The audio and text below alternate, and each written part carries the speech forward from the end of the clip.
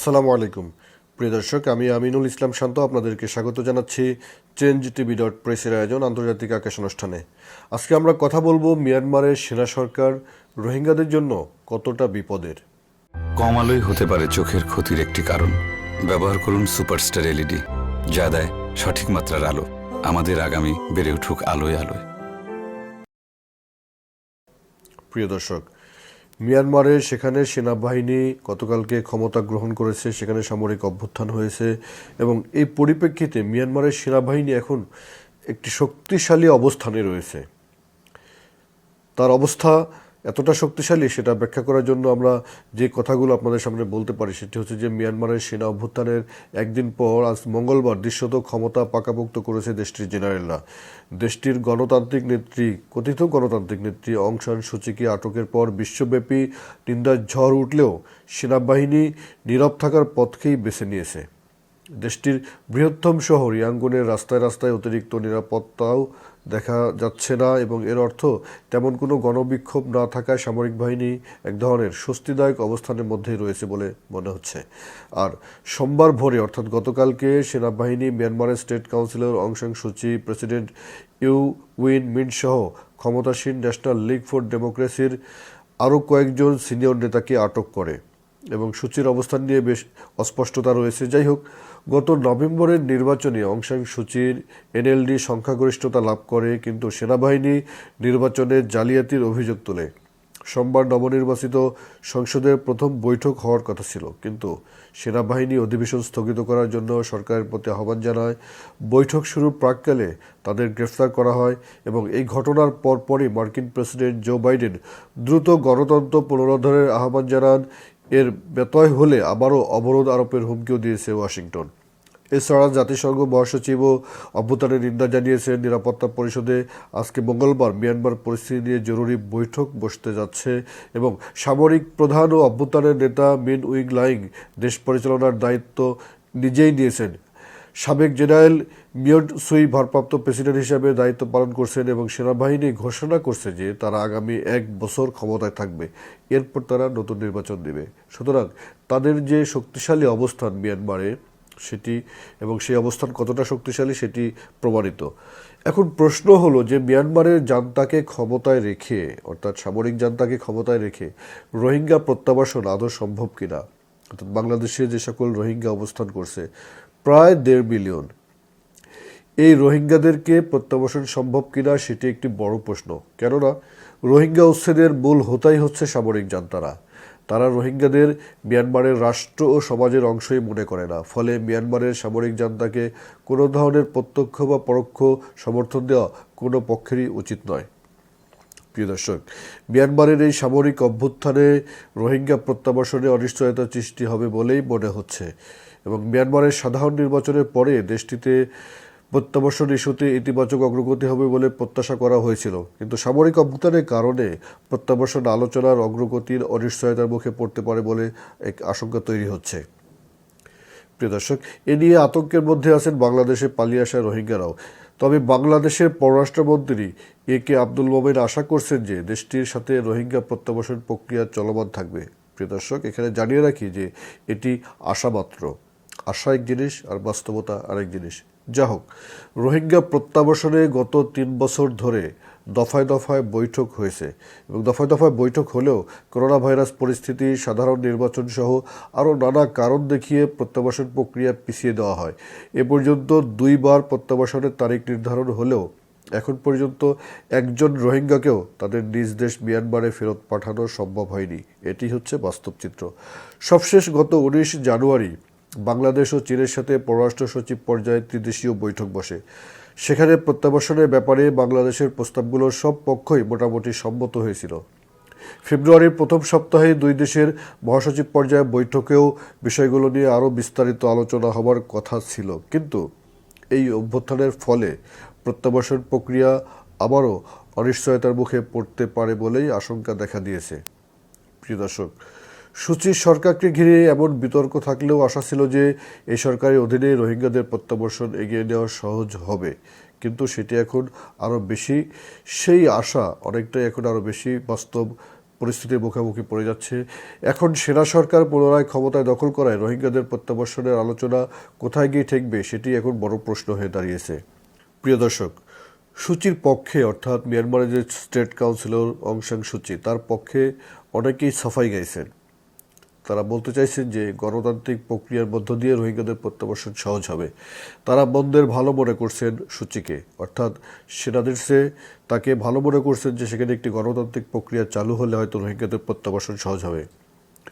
তারা ভুলে যাবেন না যে কট্টর জাতীয়তাবাদ বিশ্বের বিভিন্ন দেশে, এমনকি আমাদের বাংলাদেশের আশেপাশে অনেক দেশে আমরা দেখতে পেয়েছি। কট্টর জাতীয়তাবাদ, ভুলে যাবেন না, কট্টর জাতীয়তাবাদ এবং উগ্র ধর্মীয় জাতীয়তাবাদ, এই দুটি বিষয় বিভিন্ন রাষ্ট্রে সাম্প্রতিক সময়ে ব্যাপক উত্থান হয়েছে এবং সেই উত্থানের পরিপ্রেক্ষিতে বিভিন্ন দেশের রাষ্ট্র সমাজে সংখ্যালঘুদেরকে, অন্য ধর্মের মানুষদেরকে ব্যাপক নির্যাতন করা হয়েছে এবং এই নির্যাতন গোটা বিশ্ববাসী কিছুটা তাদের প্রতিবাদ না করলেই নয়, এই জন্য প্রতিবাদ করলেও বাস্তবিক কোনো পদক্ষেপ নিতে ব্যর্থ হয়েছে বিভিন্ন দেশ, রাষ্ট্রসংঘ, এমনকি জাতিসংঘ পর্যন্ত তারা কোনো পদক্ষেপ নিতে পারেনি। বিভিন্ন দেশে এই উগ্র জাতীয়তাবাদ এবং উগ্র ধর্মীয় জাতীয়তাবাদের কারণে বিভিন্ন দেশে সংখ্যালঘুরা চরম পরিস্থিতির মুখোমুখি হয়েছে, উদ্বাস্তু হয়েছে, ঘরহারা হয়েছে, নাগরিকত্ব হারিয়েছে, নাগরিকত্ব আইন সংশোধন করা হয়েছে এবং ঘরবাড়ি থেকে উচ্ছেদ করা হয়েছে, জুলুম করা হয়েছে, নির্যাতন করা হয়েছে, ধর্ষণ করা হয়েছে, একদম প্রকাশ্যে টেনে হিঁচড়ে হত্যা করা হয়েছে। কই কোনো রাষ্ট্র ব্যবস্থা তো এগিয়ে আসেনি। এই আন্তর্জাতিক আকাশ যে অনুষ্ঠানটি আপনারা দেখেন, এই অনুষ্ঠানটি একদম প্রথম যে পর্বটি করেছিলাম সেখানেই কিন্তু আমি একটি কথা বলেছিলাম, আমার মনে আছে অনেক আগের কথা, যে গোটা বিশ্বে এখন গণতন্ত্রের আবরণে বিভিন্ন রাষ্ট্র তারা মূলত এক ধরনের স্বৈরতন্ত্রের চর্চা করে এবং স্বৈরতন্ত্রের একটি সিন্ডিকেট গড়ে উঠেছে বিশ্বব্যাপী। এই সিন্ডিকেট একজন আরেকজনকে মূলত অনুমোদন করে, নীরবে একজন আরেকজনকে অনুমোদন করে, কারণ সে নিজেও স্বৈরতন্ত্রের ধ্বজাধারী, তাই নিজের ক্ষমতাকে টিকিয়ে রাখার জন্য আরেকটি স্বৈরতন্ত্রকে সে নীরবে অনুমোদন দিয়ে যায়। এই প্রক্রিয়া এবং এই চর্চাই এখন বিশ্বব্যাপী চলছে।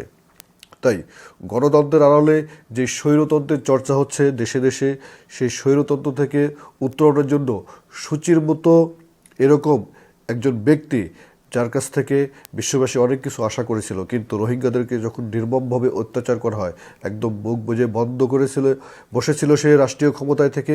আবার এর পরে এসে যেটি দেখা গেল যে আন্তর্জাতিক আদালতে যখন গাম্বিয়া মামলা করলো, সেই মামলা সে লড়ার জন্য নিজে সরাসরি গিয়ে আত্মপক্ষ সমর্থন করেছে, মিথ্যাচার করেছে এবং এত বেশি নগ্নভাবে মিথ্যাচার করেছে, তার বিরুদ্ধে গোটা বিশ্বব্যাপী মানুষ ঘৃণা নিক্ষেপ করেছে। এই যে রোহিঙ্গাদের উপরে যে অত্যাচার করা হয়েছিল, যে মানবাধিকার লঙ্ঘন করা হয়েছিল, অনেকেই জানেন, অনেকেই পড়েছেন, অনেকের মনে আছে এবং যারা প্রত্যক্ষ দেখেছেন, যারা প্রত্যক্ষদর্শী, একেবারে রাখাইনে গিয়ে তো দেখা সম্ভব হয় না, কিন্তু সীমান্তে গিয়ে দেখার মতো সুযোগ আমার হয়েছে এবং যারা একেবারে তাৎক্ষণিকভাবে 2017 সালে রাখাইন থেকে বাংলাদেশে এসে প্রবেশ করেছিল, তাদের অবস্থা আমি নিজ চোখে দেখেছি। প্রিয় দর্শক, এই দেখা আমাকে প্রমাণ করে দেয় যে তাদের উপরে কী ধরনের অত্যাচার করা হয়েছিল। সুতরাং এই মিয়ানমারের অং সান সূচি তারা গণতন্ত্রের ঢোল বাজালেও মূলত সেখানে এই মিয়ানমারের রাষ্ট্রটির জন্ম থেকে শুরু করে এখন পর্যন্ত বাস্তবে সেখানে কোনো গণতন্ত্র ছিল না, এখনও নেই। সুতরাং এই গণতন্ত্রের আবরণে একদিকে সামরিকতন্ত্র আর সামরিকতন্ত্রের বিপরীতে অন্যদিকে গণতন্ত্রের আবরণে যে স্বৈরতন্ত্র চলে, সেটিও খুব ভালো কিছু নয়, খুব নিন্দনীয় একটি জিনিস। এবং এই গণতান্ত্রিক স্বৈরতন্ত্রেরাই উগ্র জাতীয়তাবাদ এবং উগ্র ধর্মীয় মতবাদকে তারা উস্কে দিচ্ছে এবং বিভিন্ন ভিন্ন ধর্মের মানুষদেরকে হত্যা করতে উদ্বুদ্ধ করছে এবং তাদের জাতীয়তা নষ্ট করতে তারা আইন পাশ করছে বিভিন্ন দেশে। এই কাজটাই ঘটছে এবং বিভিন্ন দেশে মানুষদেরকে রাষ্ট্রহীন করে দেওয়া হচ্ছে। মিয়ানমার আজকে রোহিঙ্গা মুসলিমরা তারা আজকে রাষ্ট্রহীন মানুষ, তারা আজকে বাংলাদেশে আশ্রয় নিয়েছে। অনেকেই মনে করছেন যে মিয়ানমারে সামরিক বাহিনী যারা এখন ক্ষমতা নিয়েছে এদের ব্যাপক বিরোধিতা করা দরকার, অবশ্যই বিরোধিতা করা দরকার, কিন্তু এর বিপরীতে সেখানে যে অং সান সূচি ক্ষমতা পেলেই যে সেখানে সব সমস্যার সমাধান হয়ে যাবে বিষয়টি এরকম না। এটি একটি দিক। আরেকটি বিষয় হচ্ছে যে প্রায় 1.5 মিলিয়ন রোহিঙ্গা বাংলাদেশে অবস্থান করলেও আরও প্রায় 1 মিলিয়ন রোহিঙ্গা মিয়ানমারের আরাকানে কনসেন্ট্রেশন ক্যাম্প কিংবা স্থায়ী অস্থায়ী বিভিন্ন আবাসনে তারা অবস্থান করছে। তারাও কিন্তু সবসময় এক ধরনের ভীতিকর পরিস্থিতির মধ্যে থাকে। এখন মিয়ানমারে সামরিক বাহিনী ক্ষমতা আসায় সেই ভীতি আরও অনেক বেশি বেড়ে গেল। অর্থাৎ রাখাইনে এখনও যে সমস্ত রোহিঙ্গা রয়েছে তাদেরকে আবারও বাংলাদেশে ঠেলে দেওয়া হতে পারে। এখানে খুব বড় ধরনের ভূ রাজনৈতিক গেম রয়েছে মিয়ানমারে। আমি ব্যক্তিগতভাবে মনে করি মিয়ানমারে এখন যে সামরিক বাহিনী ক্ষমতায় আসলো এর পেছনে চীনের হাত রয়েছে। আর এই ঘটনার সাথে অবশ্যই মার্কিন যুক্তরাষ্ট্রের একটি উৎপট সম্পর্ক রয়েছে, কারণ বে অফ বেঙ্গল, ভারত মহাসাগর এবং বে অফ বেঙ্গল এই অঞ্চলে বঙ্গোপসাগরে চীনের এক্সেসকে বাধাগ্রস্ত করতে চায় মার্কিন যুক্তরাষ্ট্র এবং এই অঞ্চলে তার মিত্র হচ্ছে ভারত। এই সমস্ত ঘটনা যদি আমরা এই চিত্রগুলো যদি সামনে রাখি তাহলে অবশ্যই মিয়ানমারের সামরিক বাহিনীর শক্তিশালী অবস্থান থেকে ভবিষ্যতে যদি বাংলাদেশের সাথে বাড়াবাড়ি অবস্থান নেয় সেটিও কিন্তু একেবারে উড়িয়ে দেওয়া যায় না। আমরা দেখেছি গতকালকেই আমাদের সীমান্তে মিয়ানমারে যখন সেনাবাহিনী ক্ষমতা নিয়েছে বাংলাদেশ সীমান্তে বিজিবির তৎপরতা এবং পাহারা আরও বাড়ানো হয়েছে। এগুলো কেন করা হয় নিশ্চয়ই আপনারা বুঝেন। সুতরাং মিয়ানমার রাষ্ট্রে সেনাবাহিনী সেখানে শক্তিশালী হওয়া, ক্ষমতা নেওয়া মানেই সেটি রোহিঙ্গাদের জন্য যেমন বিপদের, আর বাংলাদেশের জন্য বিপদের বলবো না, বাট বাংলাদেশের জন্য আরও নতুন নতুন কতগুলো চ্যালেঞ্জ এসে যায়। সেই চ্যালেঞ্জের সঙ্গে অনেক কৌশলগত বিষয় রয়েছে, চীন রয়েছে, ভারত রয়েছে, মার্কিন যুক্তরাষ্ট্র রয়েছে, ভূরাজনীতি রয়েছে। এগুলোকে উপেক্ষা করে সঠিক নেতৃত্ব দিয়ে যদি সঠিক কাজটি না করা যায় তাহলে একটি প্রতিবেশী দেশ হিসাবে বাংলাদেশের অর্জনের চেয়ে ক্ষতি আরও বেশি হতে পারে। সবাই ভালো থাকুন। অনুষ্ঠানটি দেখার জন্য ধন্যবাদ।